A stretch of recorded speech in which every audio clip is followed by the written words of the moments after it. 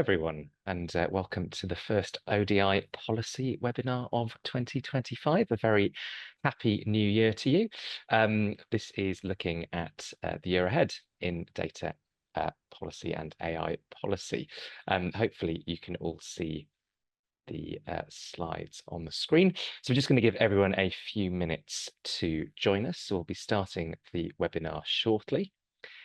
This webinar will be recorded and shared via social media, our email newsletter, and put on the ODI website as well. Our brilliant speakers will be taking some questions towards the end of the event as well. So if you would like to ask a question, please do add it into the chat and we'll do our best to answer it when we get to questions. You'll see there is a Q&A tool on Zoom as well. You're very welcome to use that, but we would try to steer you towards the chat just so we've got everything in one place. That would make life a lot easier for all of us. So as I said, I'll give people a few moments to join us. I'm Gavin Freegard, Special Advisor to the Policy Team at the ODI, and I'll be hosting you for the next hour or so. So while we wait for everyone to join, I'll just give you a very quick introduction to today's speakers. It's obviously me, Gavin Freegard, Special Advisor at the Open Data Institute. We're also joined by Grace Nelson, an analyst at Assembly Research, who'll be talking to us about the situation in the US, and Connor Dunlop, who is the European Public Policy Lead at the Ada Lovelace Institute, who'll be talking to us, surprisingly, given his job title, about what's been going on in Europe. This is how the agenda is going to flow. We'll start with introductions, which is exactly what I'm doing now. And also, we'd love to hear from you. Please do introduce yourselves in the chat. Tell us who you are, where you're joining us from in terms of organisation, and perhaps also geographically as well. And maybe give us one sentence on your hopes and fears for data and AI in 2025. It'd be really good to get a sense of how you're feeling about the year ahead, what's worrying you and what's exciting you as well. So please do tell us who you are using the webinar chat, who you are, where you're from, and one sentence on your hopes and fears for the year ahead. I'll then start by taking us through the year ahead in UK policy terms, and maybe give us a quick summary of where we've come from in 2024 as well. We'll then have Grace telling us about the situation in the US. You may have noticed there has been some change in US politics over the last 24 hours, so we'll be reckoning with the consequences of all of that as we look to the year ahead. Then we'll be hearing from Connor on the year ahead in Europe. We've got a new commission in European Union as well, so that will obviously have quite an impact on global data and AI policy too. And once we've heard about the UK, the US and Europe, we will have some time for discussion. So please do add your thoughts to the chat as we go throughout the event. Put your questions for our speakers into the chat as well. And then we'll come to a close at midday GMT as well. And great to see you all putting your intros in the chat. I can see we've got lots of people from the public sector, which is great. Quite a busy day for people in the UK public sector when it comes to data and AI. We'll come on to that in a second. But please do keep those introductions flowing in, who you are, where you're from, and your hopes and fears for the year ahead. I'm just going to have a quick look and see how people are feeling. We've got worries from Charlotte about the accuracy of AI and identifying the risk. We've got Jennifer hoping for more international collaboration. Well, we're hopefully starting well with that today. We've got Andrew about concern globally at the defence sector imposing controls on access to data. That's an interesting one. We've got Ian, who hopes we can begin to build new personal data ecosystems which are not based on the current Wild West model, but the fears are that the internet drowns in AI sludge or AI slop. I have to say I'm quite worried about that as well. It feels like that's already happening. Callum hopes that AI doesn't steal his job, but he fears that AI will steal his job. We've got Beth, who was pleased with the UK's announcements last week around AI opportunities, but concerned with developments in the US overnight. Susie's hoping that people are measured in their use and adoption of AI and balance the pros against the risks. Chris is hoping to find out how to protect personal data against AI algorithms. I mean, so many wonderful introductions coming in. Please do keep them coming. While you continue to do that, while you continue to introduce yourselves, I'm going to kick us off by looking at the year ahead in UK data and AI policy terms. So first of all, I think it's worth seeing what happened in 2024, because 2024 was quite a busy year when it came to data, AI and digital policy. So just looking at what happened sort of January to May, we sort of started 2024 with Mr. Bates versus the Post Office, a big ITV drama, which brought to the fore something which had been bubbling along in the background, which was the Post Office Horizon scandal. Obviously, there was a public inquiry already going on into that, and a lot of journalists had been digging into the story of postmasters who'd been prosecuted, even though they were not at fault. It was very much the computer system that the Home Office had used, but it really took that drama to bring the story to public attention. And I think a lot of lessons there from sort of an uncritical approach to using computers and algorithms in decision making. There's lots of lessons for us on that. We also had various bills making it through UK Parliament. The Data Protection and Digital Information Bill, DIPDIB, which would have done quite a lot to change our data protection regime here in the UK. Obviously, with Brexit having happened, it meant that the UK government had some more flex in terms of what it might do with our data protection regime, although obviously still wanting to maintain adequacy with Europe. Otherwise, that would have had consequences. That might be an issue that we return to. But also the Digital Markets Competition and Consumers Bill, which is sort of looking at the sort of market aspects of big tech competition. Government itself was trying to get to grips with how it used AI internally. It published a generative AI framework for civil servants, but also thinking about its plans more broadly for regulation and for a sort of external use of AI, and finally responding to its own white paper consultation on what we might have expected to see going forward. There was the AI Summit in Seoul, following on from the AI Safety Summit in London the year before, where you may remember the then Prime Minister Rishi Sunak had an interview with some chap called Elon Musk, whatever happened to him. There was also lots going on in terms of senior political leadership in the UK having to think about AI and data, with some budget announcements. The then Deputy Prime Minister talking about AI potentially being a silver bullet for public services. We had various interesting reports coming out. The House of Lords was looking at large language models. We had the National Audit Office trying to get a sense of the government landscape on how people were using AI within the public sector. We had the Smart Data Roadmap. The ODI sits on the Smart Data Council, so trying to build on the success of open banking in other sectors. And then we, in March, launched our own policy manifesto, sort of looking ahead to what everyone was expecting, the general election later in 2024, and some of the things that we wanted to see from that. Then, of course, back in May, the general election was called for July. That is Brenda from Bristol, a famous signifier of the fact that we've had quite a few general elections and various other political developments in recent years in the UK. But we had general election called. That had various consequences. It meant that the Data Protection and Digital Information Bill fell. So it did not pass through Parliament. It meant that the Digital Markets Competition and Consumer Bill was rushed through in time, so that became law. And it also meant that lots of different political parties in their manifestos were promising various things around data and AI. And in fact, we'll come to some of those pretty quickly, because lots then happened after the election. We obviously had new ministers.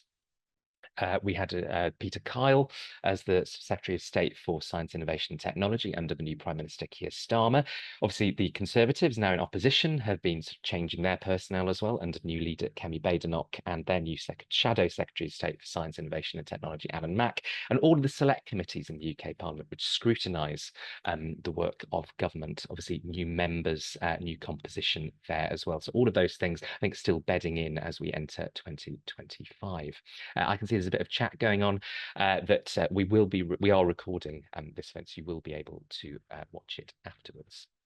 Now, some of the things that the new government came in promising included making the Department for Science, Innovation and Technology the new digital centre of government. So very quickly, the new government brought the Government Digital Service, the Central Digital and Data Office, and the Incubator for AI into DCIT, and sort of attempting to make that the place that was driving the adoption of those technologies across government, but also bringing that together with the sort of economic and wider societal policies around data and AI. We'll be coming back to that shortly. We have the new King's Speech, which sets out the government's plan for legislation. That included the Data Use and Access Bill, which we think was an improvement on the previous government's Data Protection and Digital Information Bill. Wasn't proposing quite such radically challenging reforms to our data protection regime. One of Labour's big manifesto promises was around a national data library. So work continues for all of us to try to work out exactly what that might mean. Government set up an AI Opportunities Action Plan unit and asked Matt Clifford, who'd advised the previous government, to start thinking about pulling a plan together. In September, one of the first things the House of Commons did after its summer break was to debate technology in public services. We had some publications around the Algorithmic Transparency Recording Standard. That's been a long-running piece of work in the UK civil service to try and make public more information about some of the algorithms being used in decision making. So after quite a long wait, we did see a few more of those published in December.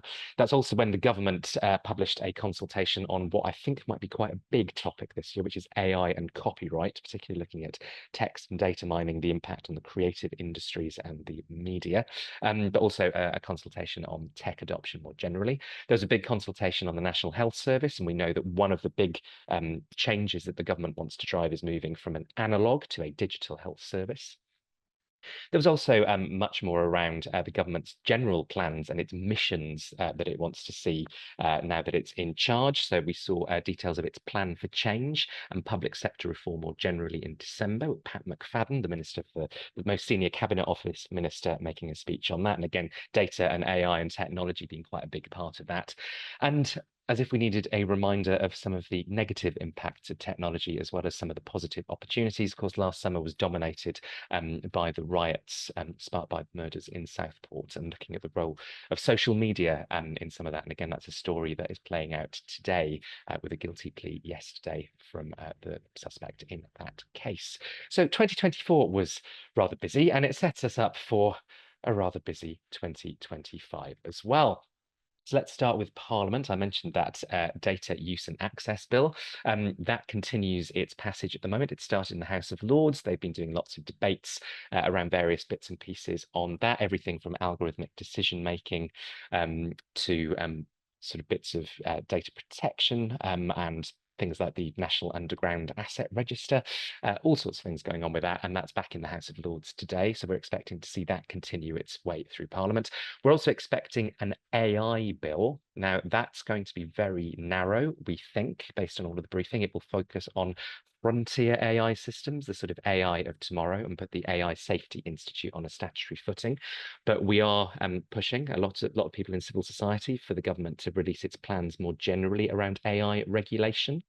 In fact, Connected by Data, who I also work for, the Ada Lovelace Institute and Demos, published something last week around a workshop that the ODI and others were at, which sort of tried to raise what we'd like to see the government setting out. So if it wants its AI bill to be frontier focused, we also need to see action much more widely across the piece. And we're hoping that there will be a consultation on that at some point.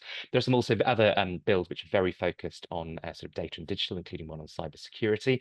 But lots of government's other plans are going to have sort of big consequences for data and AI. For instance, the Children's Wellbeing and Schools Bill, which has just started its parliamentary passage, looks at a sort of single identifying number for children and sort of registers of children not in school. So again, so quite a big sort of data focus through that as well. We've also got several relevant private members' bills. Now, those are things that are brought by individual members of Parliament. They often do not become law, but they can still create quite a lot of discussion and debate, and some of them do get supported by the government. The most, I suppose, noteworthy of those not on data and AI at the moment is the Assisted Dying Bill, which you may have seen quite a lot of coverage around. So again, you can see those bills do spark quite a lot of debate. There are a few going through on online safety. that one has actually prompted the government to say that it's doing its own things around sort of deep fakes. So we'll be seeing some more developments on that. And there's another one which is around sort of smartphones, digital ages of consent and children. And Lord Clement Jones, the Lib Dem peer, who's one of the most active around these issues, he's got a bill on public sector algorithms as well. So all of those things are continuing through. We might expect to see some discussion and some debate. Obviously, some of the big digital and data related acts which passed in the last parliament, such as the Online Safety Act and the Digital Markets Competition and Consumers Act, those sort of regulatory regimes are bedding in, and we're seeing lots of activity from Ofcom and the Competition and Markets Authority around how they should be approaching those things. Now, I mentioned the attempts to create the digital centre in the Department for Science, Innovation and Technology. Actually, at 2 p.m. today, we're going to see what the government is planning to do next on all of that, with a big launch of some of their plans. If you go to the DCIT website this morning, you will see some details about what they're planning to do. That includes rolling out some new AI tools for civil servants, but also beefing up the government digital service to bring in the Central Digital and Data Office, the Incubator for AI, the Geospatial Commission, and thinking about how to strengthen the digital and data professions across government as well. So we'll have more detail on that at 2 o'clock, but you can start to see some of that trickling out. There's also quite a lot over the weekend about digital driving licenses, which suggests that we might see some new digital products from government, such as a wallet or a gov.uk app. So again, watch this space on all of that. There's the National Data Library. We're still waiting to see exactly what that looks like and what that will involve. We're getting a sense that how government is thinking about that is that it might be something which helps solve internal data sharing issues. It might be something which provides lots of access for researchers, but it might also be something which provides data for developers of AI systems and other businesses to be able to use as well. So that's a big commitment from the government, where we're still not quite sure where it's going to end up, but hopefully as the year goes on, we'll see more and more on that. I think digital inclusion is a topic which is sort of rising up again. The government has a new task force or advisory panel on that, which was appointed in January. So thinking about how we ensure that the benefits of better use of data, AI and digital technology benefit everyone. And also, again, there are lots of things going on in particular subject areas across government, which will have consequences for data and AI. A big one of those is the devolution white paper. Worth having a look at that. It talks about setting up a mayoral data council and actually abolishing the Office for Local Government, which was going to use data to sort of look at local government performance. That was quite controversial, and that seems to be sort of disappearing. So lots to think about there. We've got some fixed dates in the diary of things that we know are happening or indeed have already happened. Last week, the AI Opportunities Action Plan by Matt Clifford was published, and that was sort of looking at how to speed up planning around data centres, thinking about a sort of compute strategy to make sure the UK has got enough of that, thinking about how to support businesses with skills, lots of stuff in there for you to be able to take a look at on the DCIT website. Today, as I mentioned, we've got the Digital Centre announcement, and I think that's filling in some of the public sector facing gaps that perhaps the AI Opportunities Action Plan sort of raised last week. We've had London, we've had Seoul. In February, we've got the AI Action Summit in Paris. So continuing those discussions globally around AI. And even if it started with AI frontier safety, the French have sort of widened that to think more broadly about AI action. I mentioned AI and copyright. That consultation closes next month in February. I think we'll have a lot more discussion about that. And so many things are currently heading towards the government's big spending review in June, when we'll know just how much money various different departments will have to spend on lots of AI and data related projects. So quite a lot going on. I can see as well, Andrew's mentioned in the chat planning reform, which is a really big priority for the Ministry of Housing, Communities and Local Government. There might be some things there around digital twin data as well as planning reform. We might be able to come back to that in the questions later on as well. I can see Juliet's already asking, how will government deal with scraping data given for one purpose and used for others for publicly available sources? Again, I think there's a bit of overlap there with some of the copyright discussions. And again, something else we might be able to dig into when we get to questions later on. that gives us a sense of what's happening in the UK, but we are delighted to be joined today by some specialists on the US and Europe as well. So we're now going to look at the year ahead in the US, and I'm going to hand over to Grace. So Grace, over to you. Thank you so much, Gavin. If you don't mind clicking ahead for me, my name is Grace Nelson. I am an analyst with Assembly Research. We're based here in London, and we do lots of work in global coverage and comparisons of tech and telecommunications policy, including but not limited to online safety, digital competition, consumer protection, and of course, data and AI, what I'm here to talk to you about today. If the accent didn't give me away, it's either my pleasure or my penance to do a lot of the American coverage, and so I'm happy to present for you sort of a where we've been and a where we're headed in tech policy under a second Trump administration. But starting first with a look back to the last 4 years under President Biden. Gavin, if you don't mind giving me that next slide, I'll open with some conversation on data and privacy policy. I think broadly, this administration kind of approached privacy and data as more of a geopolitical concern as opposed to an understanding of data as perhaps a strategic resource, which I think is something that's sort of emerging more coherently out of this current government in the UK and even the past government. We saw kind of in that context of geopolitical concern, the executive order from the president coming on data transfers to so-called countries of concern. That was followed up with an act on Protecting Americans' Data from Foreign Adversaries Act. It was passed sort of in tandem with the law that is currently under debate, even right this moment, around banning TikTok in the US, but largely required that American sensitive data not be transferred to foreign adversaries such as China, Iran, and a number of other countries that are on a predetermined list coming from the federal government. On the legislative side of things, we got, I think, what was really our closest sort of push for a comprehensive privacy framework in recent memory, if not the history of privacy reform and law in the United States. It's helpful to kind of note and remind here for non-American listeners that we really don't have an enumerated right to individual privacy in the United States. We tend to regulate privacy on a sectoral basis. So you have privacy in the healthcare sector, privacy in education, and privacy in a number of other specific settings, including in relation to children's privacy online, which was also part of this legislative push. So we had first and foremost kind of our version of, or a version of, sort of general privacy protection legislation in the form of the American Privacy Rights Act that had very strong bipartisan support, but ultimately did not make it over the line, in part for some conflict within the Republican coalition, which I'll speak to later, in sort of prospects for upcoming legislation. But we also had a pretty strong bipartisan push for a reform to the Children's Online Privacy Protection Act, referred to as COPPA. That's actually the law that sets the standard on not collecting data from children under the age of 13. That I imagine is pretty familiar in some of the consent screens and age screens that we've become used to on social media platforms. The proposal there was to raise that age of consent for data collection up to 17, and again had the support of some pretty notable names and faces in Congress. I think of the laws, perhaps that might see a second life during this new Congress moving forward. The reform to COPPA is probably far more likely than the American Privacy Rights Act, but I'll get into some more details on that in a moment. We also saw significant growth in the role of the Federal Trade Commission, which is sort of a multi-function regulator in the United States, as a privacy regulator as well.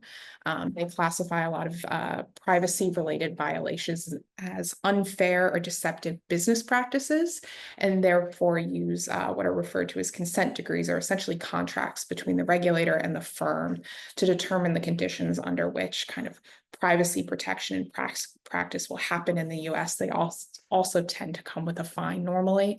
And generally, the FTC's kind of profile as a technology regulator under the leadership of Lina Khan has really grown under the Biden administration. In the artificial intelligence space, I think there was kind of a sense that the Biden administration, particularly with participation from now former Vice President Kamala Harris, was aiming to join sort of a group of global leaders talking about AI safety.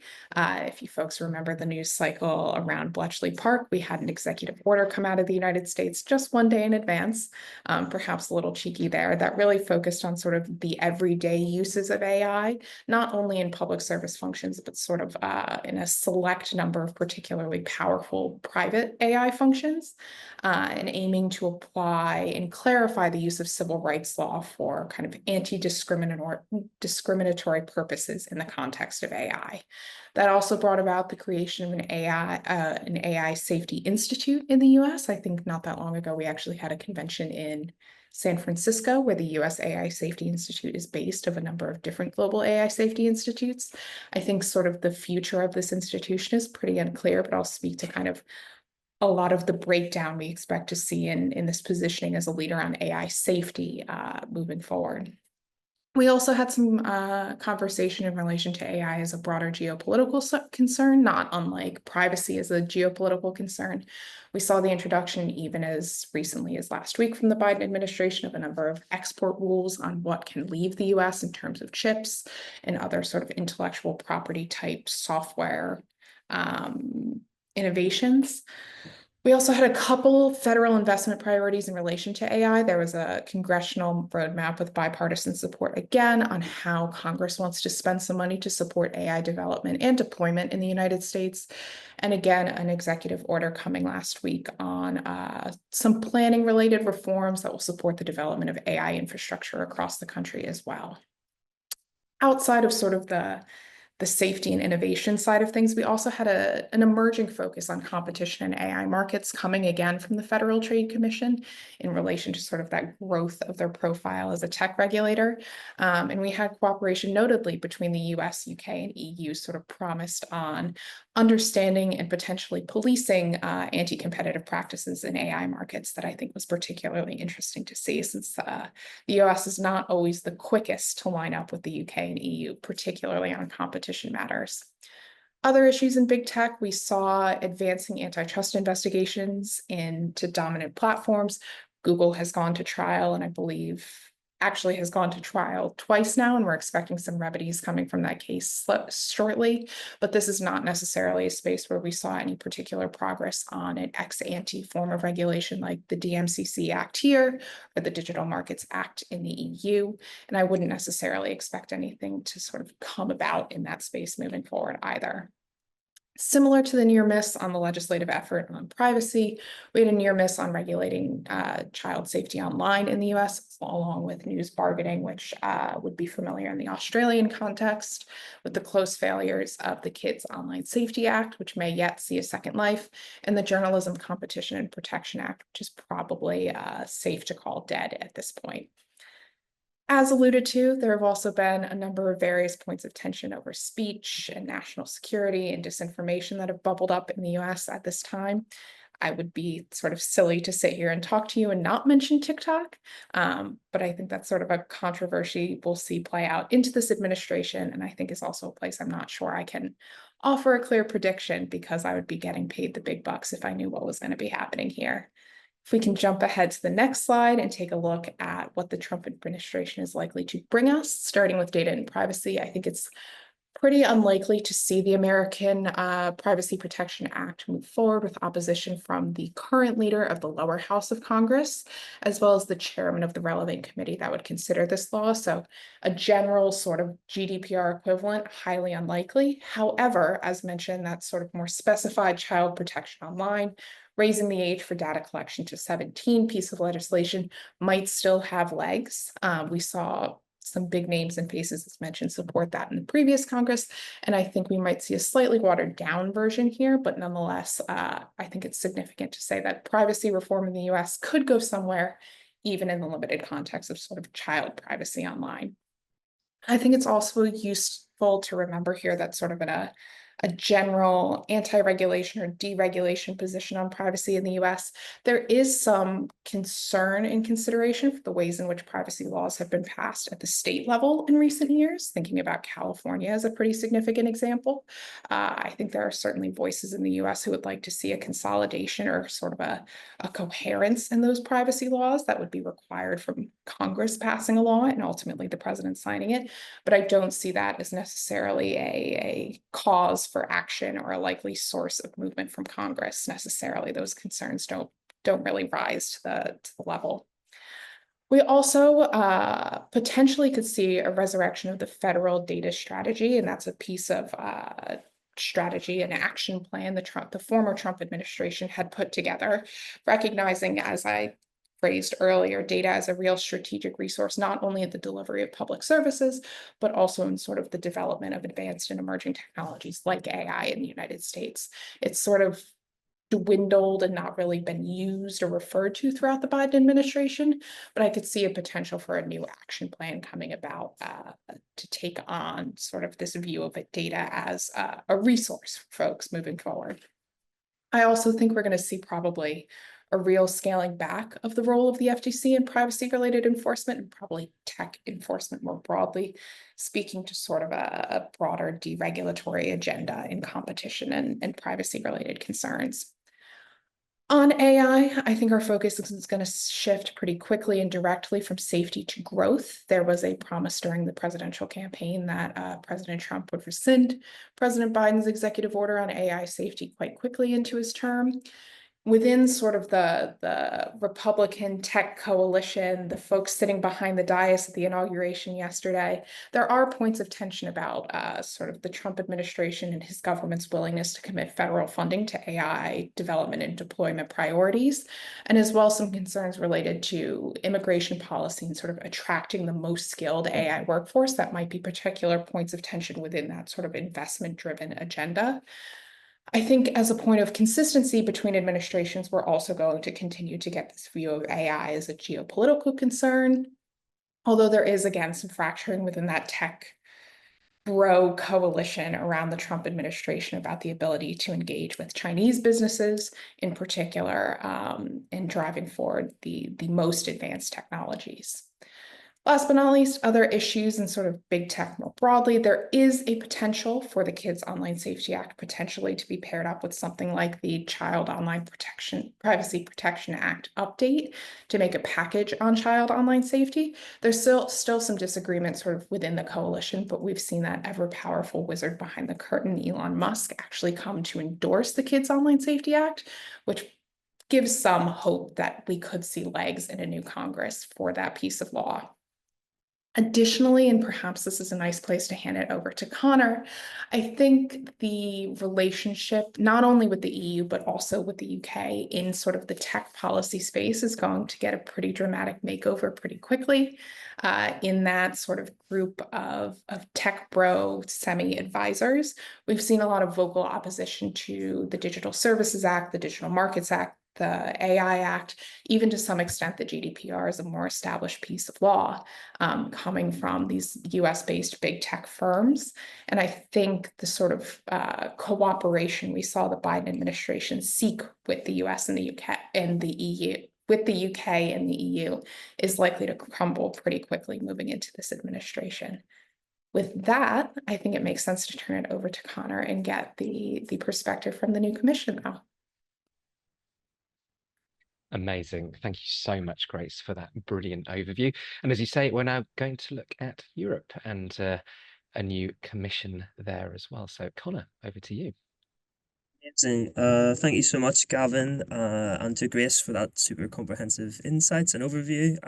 Yeah, super helpful and informative for myself, at least. And yeah, I don't have slides prepared, but I do want to talk about three things today. So I want to briefly start with sort of outlining some of the vibes in around the EU right now. I think that's helpful to understand what 2025 is going to look like. And then I'll turn to what's actually planned concretely for AI firstly, and then secondly for data in 2025 in the EU. So starting with the sort of vibe check, as Gavin said, there is a new commission. I think the most important thing to note about that new commission is that I mean, the President von der Leyen stays, but there is a new executive vice president for Kunanen, who will oversee tech sovereignty, security, and democracy. So that sort of takes over the portfolio for those of you who are familiar of Thierry Breton and Marguerite Vestager from the previous commission. And yeah, with that, the sort of North Star, I would say, of this new commission is the kind of Draghi report on EU competitiveness that was published last year. So that's very much, you know, shaping both the vibes, but also the policy agenda. And to maybe summarize what the vibe coming out of that report was, the main takeaway was basically that Draghi sees the productivity gap between the EU and the US as largely being explained by divergence in their approach to the tech sector. And he argues that the EU is quite weak as it stands in emerging technologies that will sort of drive future growth. So that's been, quite informative for the new commission. And related to that, I think there's going to be a big push, to really focus on how Europe can compete on sort of targeted targeted sort of branches of the tech tree, let's say, and to build strategic autonomy in some critical tech as well. So what that means, there's a competitiveness dynamic, but there will also be sort of policy implications there. So sort of focus on reducing red tape as much as possible, and basically simplifying the rules and reducing regulatory barriers, particularly for SMEs and startups. Although related to that, I mean, that's kind of the vibe, but I think it is still important to note that the EU institutions are still saying and being quite clear that they will, still enforce their laws, particularly, to ensure that EU values and norms are upheld. So yeah, this is kind of the vibe, but there are still laws there that are written down. So maybe turning a bit to those laws, I wanted to look ahead to what's planned for AI in 2025. So I'll start with the regulation component. Obviously there is the AI Act, which was the sort of, horizontal regulation of AI. It's a risk-based approach. Probably a lot of people on this call are familiar with it. But I'll pick out a few sort of key milestones for 2025 regarding implementation and enforcement of the AI Act. So the first of those is in February, the prohibited AI systems, that component of the AI Act will come into force.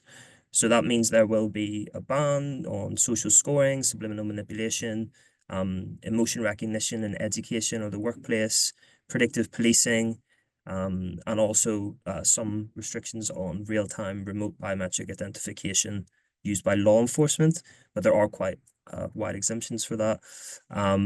So yeah, that's like, I think, pretty important to note. Those are pretty strong interventions on that narrow subset of AI systems that they see as posing unacceptable risk. And yeah, that will sort of be applicable from February, so in a few days' time, actually. Another thing to note regarding AI Act implementation is regarding general purpose AI models. So I think, as Gavin was mentioning, there's the sort of frontier AI focus in the UK. I would say this kind of maps on to what the EU is calling general purpose AI models, particularly models that pose systemic risk. So there's a code of practice being developed. So this is a sort of co-regulatory approach, and that's underway. Working groups are working on this as we speak, I guess, and that should be finalized in May, so that the rules will then apply to general purpose AI models in August this year. So I also think that's an important milestone to sort of pull out, because there's been a lot of focus, as Gavin said, on these sort of advanced AI or frontier AI, whatever you want to call it. And you see references to this in the old US executive order, in Bletchley Declaration, Seoul Declaration, G7 commitments. But at least at Beta, we're excited about this code of practice because it's sort of the first serious effort to bottom out actually what risk management looks like for this this subset of the technology.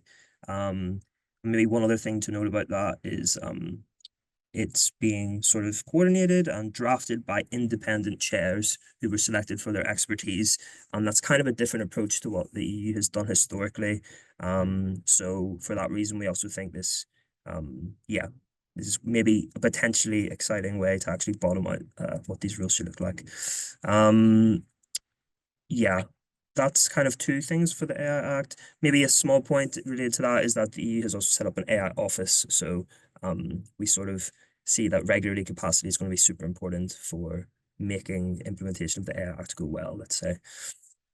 So yeah, that's the AI Act. Briefly on an AI liability directive, I would like to point out that basically work on that will start again this year. It's been kind of on pause until the AI Act was finalized. So that's basically an important milestone to be aware of. The European Parliament has started its work again on the AI liability directive. And there will be a targeted consultation in February on that question. And then they will publish a draft report, hopefully in June, and then finalize the European Parliament position in early 2026. So we think that's important because right now, the sort of status quo is probably to disproportionately burden, in our view, the deployers of AI technology. And that means anything happening, at the model layer or further upstream could be off the hook in terms of liability. So we're quite excited that this AI liability directive could sort of distribute accountability more logically along the value chain, let's say. So yeah, that's the AI regulatory component. Maybe just to briefly touch on the innovation and competitiveness package that the EU has planned for this year. So that will basically focus on a few different components. It will focus on development, diffusion of the technology, infrastructure, and research. So the development component, there will be an AI factories initiative. So this focuses on access to compute for AI startups. In terms of diffusion, there will be an apply AI strategy. So that's looking to boost industrial AI use cases for AI. The third component is infrastructure. So there will be an EU Cloud and AI Development Act. So that was recommended in the Draghi report, and that will focus on, basically increasing compute. Sorry about that. So yeah, I'm not sure precisely where you lost me, but yeah, briefly, there's a few interventions planned to enhance innovation and competitiveness. These focus on, access to compute for startups, finding sort of parts of the tech tree that the EU can be technologically sovereign in, and setting up a European AI Research Council, or what some people are pushing for to be like a CERN for AI, as we call it. So there I've covered sort of AI regulation, AI innovation and competitiveness interventions, briefly in terms of data and what's happening there. So there's obviously been a big push, I guess, similar to the UK, from industry to review GDPR with this focus on enabling access to data for business use, and particularly for AI development. So last year, the European Commission did do a review of GDPR and sort of affirmed its effectiveness. But yeah, it's still recognizing that there could be some room for updating. And in that light, they will present a European Data Union strategy. So it's a bit unclear how that will look. It's also unclear if that will come in 2025 or later. But the idea there is apparently to simplify the legal framework for businesses to enable data sharing. Related to that, there is also a Data Governance Act and Data Act that were passed in the previous commission. So they focus on data sharing and public sector data reuse, first of all, and then secondly on business to business and business to consumer data sharing and interoperability. So those will probably inform this more comprehensive data union strategy when it comes. And the final point I'll make on data is that last year the EU reviewed their data privacy framework with the US. So that sort of review was, deemed to be going well, let's say. So they decided like data sharing can proceed. And I guess the EU will then be paying similar attention to the DUA bill, or the DUA bill in the UK for these similar adequacy questions. So yeah, I'll finish there. I hope you didn't lose me for too long, and yeah, excited for discussion or questions. Brilliant. Thank you so much, Connor. Again, so much going on in Europe for us all to get our heads around as well. And that was a really useful introduction to it. So thank you.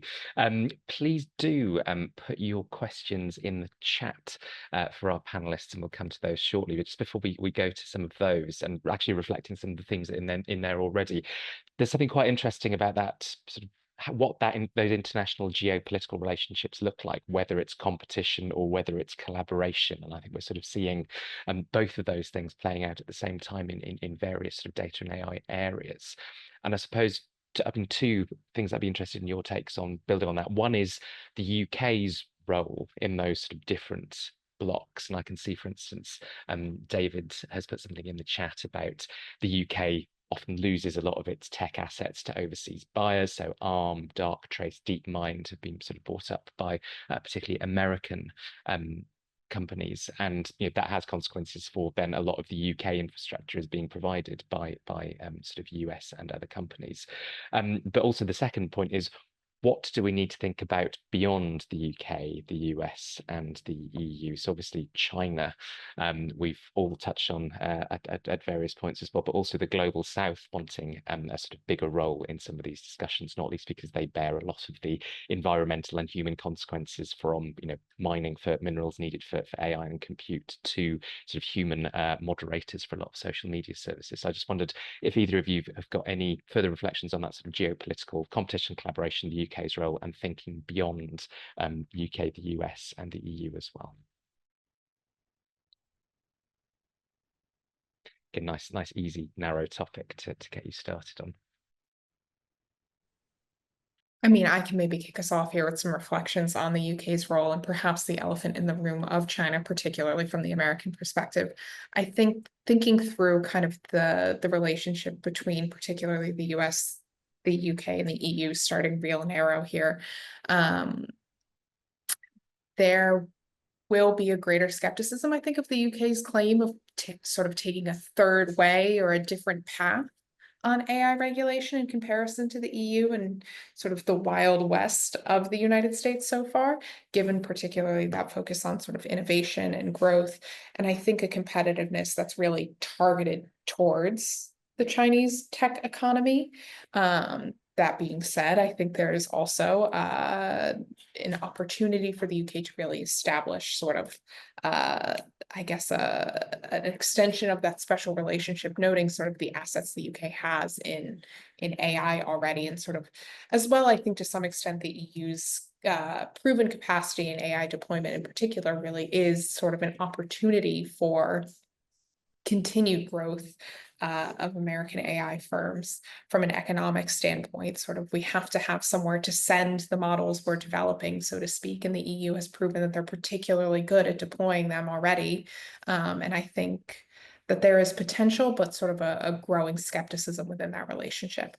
On the Chinese elephant in the room, I think these next few days kind of projecting the TikTok debate onto the broader tech economy will be really instructive in whether or not there is sort of any opportunity for cooperation, probably not collaboration, but some cooperation within the broader sort of realm of competition. President Trump has expressed that he would see a refusal to negotiate over the ownership of TikTok as an offensive act, or I forget the exact word, but will likely set up sort of a tit for tat sort of tariff-based, restriction-based economy around AI, and sort of a splintering, I'd imagine, of a lot of the innovation that's been slightly more tied together to date. Thinking beyond sort of the global north and looking towards the global south, I think unfortunately this administration won't have a huge degree of interest in sort of a policy regulatory input, but instead we'll be focusing on exercising soft power throughout the global south to see sort of the development of an American approved communications infrastructure throughout the global south. So we've already seen pretty significant spending through the Biden administration on subsea cable infrastructure and the like to connect the global south using sort of preferred American firms, be that Subcom, the subsea cables supplier from the US, or in partnership with some of these US big tech firms like Google in particular in the Pacific. So I think the focus there really will be an exercise of geopolitical power on the global south as opposed to the development of a more collaborative relationship. Yeah, I can add a little bit to that, but that was super comprehensive from Grace. But yeah, I think like in terms of starting also with the EU UK US relationship, I think there's a big challenge for the EU and presumably the UK at some point is basically like the hardcore securitization of the AI question, which Grace has been like mentioning in different ways around export controls and the likes.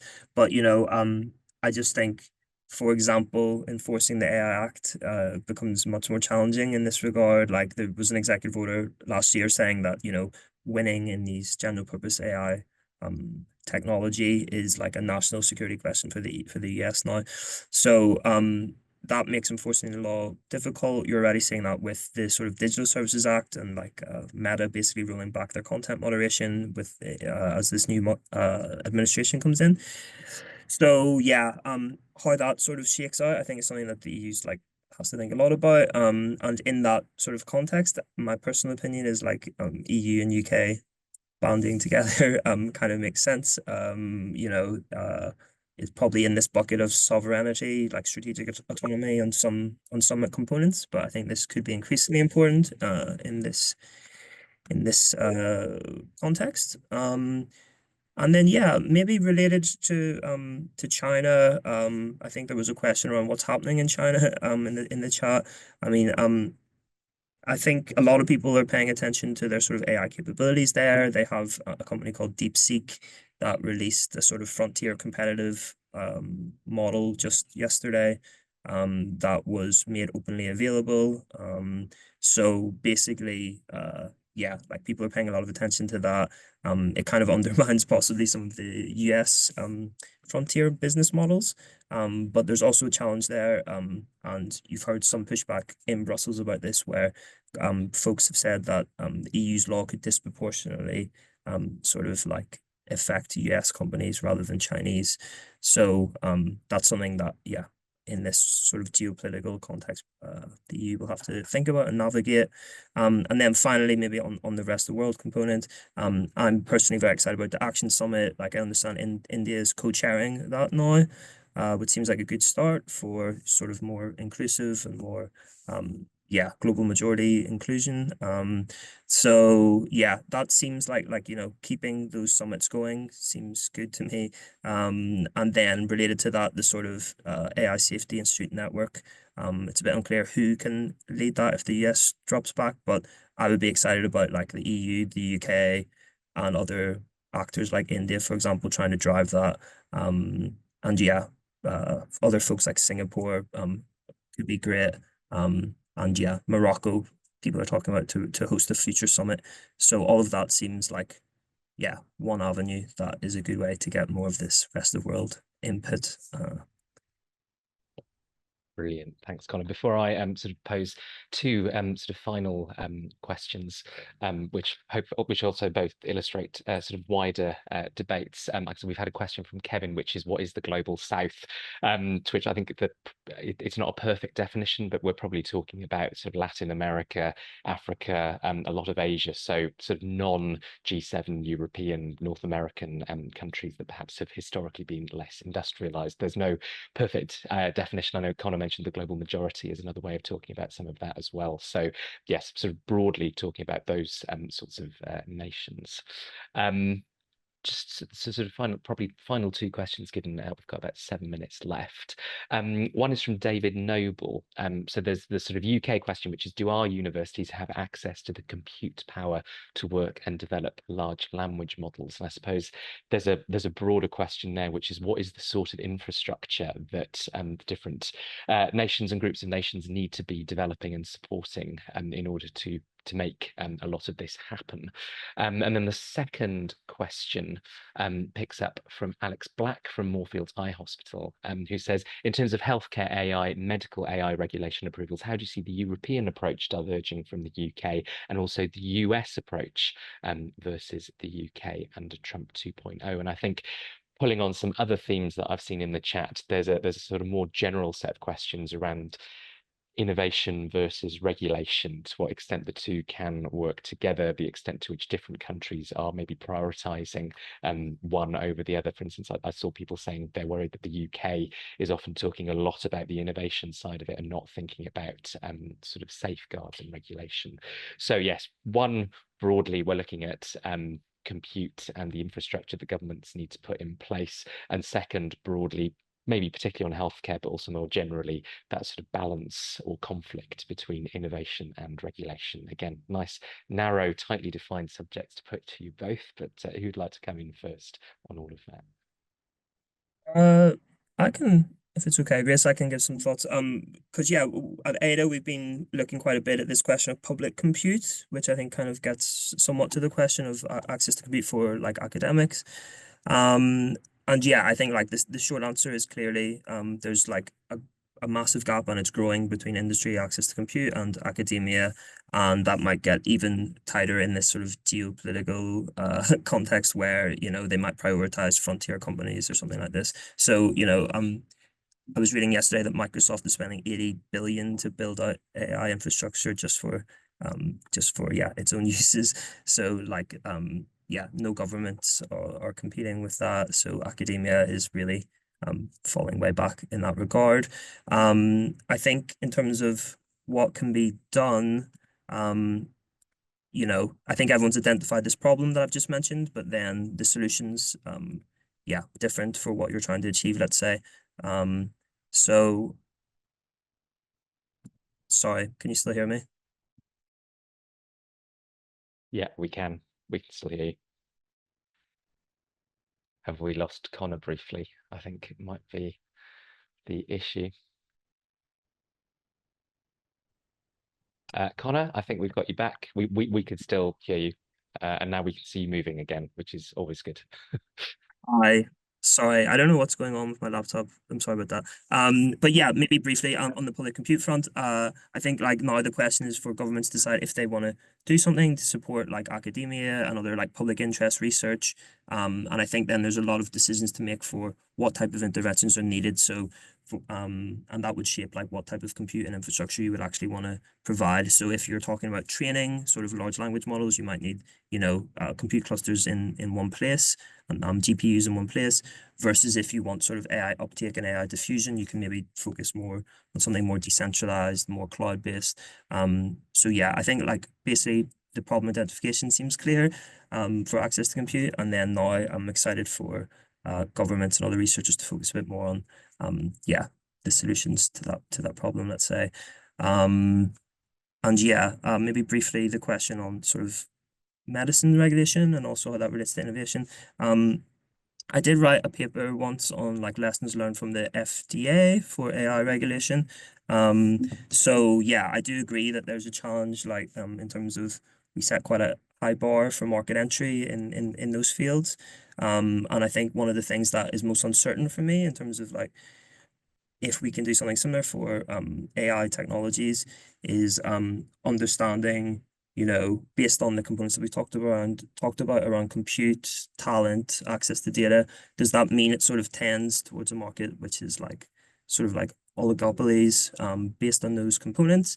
Or is it something that is going to be open and more decentralized? And then if there's sort of a natural oligopoly type market, then maybe you're more willing to impose stronger burdens at market entry. But if we're not in that world, then I think, yeah, you need to really think hard about how high you want to set that regulatory burden. I'm not sure if that's precisely answering the question, but yeah, hopefully like directionally useful and relevant. Thanks. Brilliant. Thanks, Connor. And Grace, any final thoughts from you on any of that, or indeed anything else? No, I think Connor, you covered that particularly well. I would just say there are a lot of places in which sort of tech regulation in the US doesn't necessarily align with the interests of the US big tech firms. However, compute power, I think, is one of those places where the interests of the US government and the interest of US based tech firms are pretty well aligned. We don't really see, or I predict this administration is not really going to see a particular concern with developing public compute power, and instead sees sort of the state of compute power as it exists today to be a strength of the US market and not really something they're looking to intervene in particularly strongly. But yeah, thanks so much. Amazing. Thank you. That brings us almost perfectly to time. So just before I release everyone back into the world, we've got a couple of ODI webinars in the diary, which you can see on the screen, both part of our data-centric AI project, because of course AI data is the feedstock of AI. You can get more details using the QR code, or of course you can see the details on the left-hand side of the screen as well. We will be running more of these policy webinars as well, so please do keep an eye on the ODI ODI website and mailing list for all of that. And please do keep in touch by signing up to our mailing list. All that remains for me to say are some very big thank yous. First to the team at the ODI for pulling today together. Second to all of you who joined us, some really brilliant insights and questions in the chat. And please do join me in a huge thank you to our brilliant speakers today, to Grace and to Connor, helping us navigate what's going to be an incredibly busy year globally for data and AI policy. I definitely feel better informed and better prepared for some of the things that might be happening, and I hope you do too. Thank you very much for joining us, and enjoy the rest of your day.